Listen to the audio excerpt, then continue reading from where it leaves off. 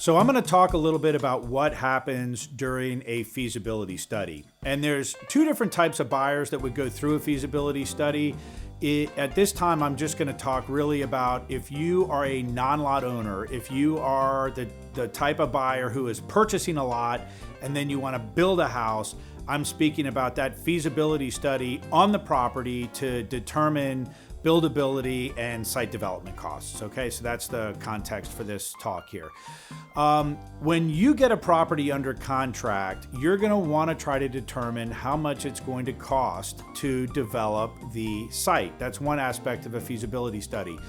Another aspect of the feasibility study is there anything about the property? Is there anything in the soil that is going to limit buildability, or is there anything in the soil that's going to add expense to the development of the property? Another factor is what is in the title of the property.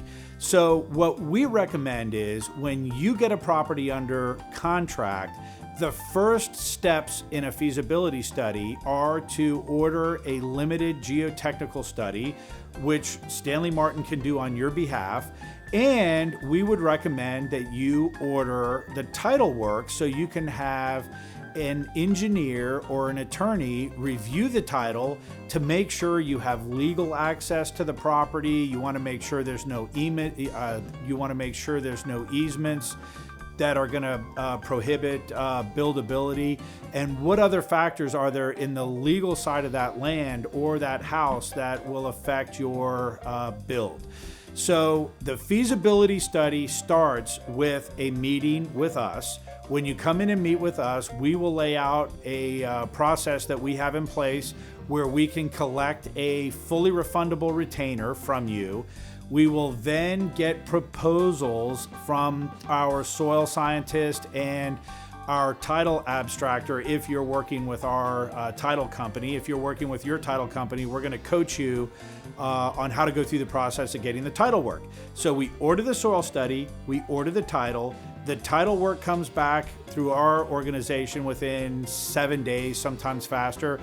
The soil report typically comes back within 7 days.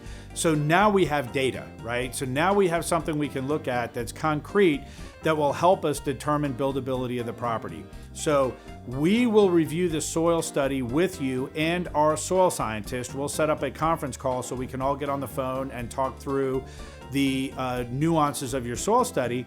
The title work needs to either go to your engineer who's working on the site plan, who's going to do the engineering on the property, or you're going to want to have an attorney review the title work. And depending on who you're working with or who we're working with, that could take 3 or 4 days, or it could take 2 or 3 weeks. So the time frame here depends a lot on who the people are that are executing the study. So at the very highest level, that is how you get the feasibility study started. I would say for 80 to 90% of all of our buyers, the only steps we take during a feasibility study are the limited soil study, the title search, and the title review. And if everything's good, that's it. You may want to remove your contingency on the land contract and go forward in the process. But for 10 or 15% of our buyers, there are things that come up in the soil, or there are things that come up in the title work that give us pause, or that will give you pause. And you may need to do some additional studies to determine buildability or to determine what is actually going on with the property. So that could be a lot of different things. I'm not going to talk about those here today, but for the most part, a feasibility study is soil study, title search, title review, and then we all do a review of the transaction, and if everything looks good, you're going to go forward, and if not, you may void the contract and look for another property.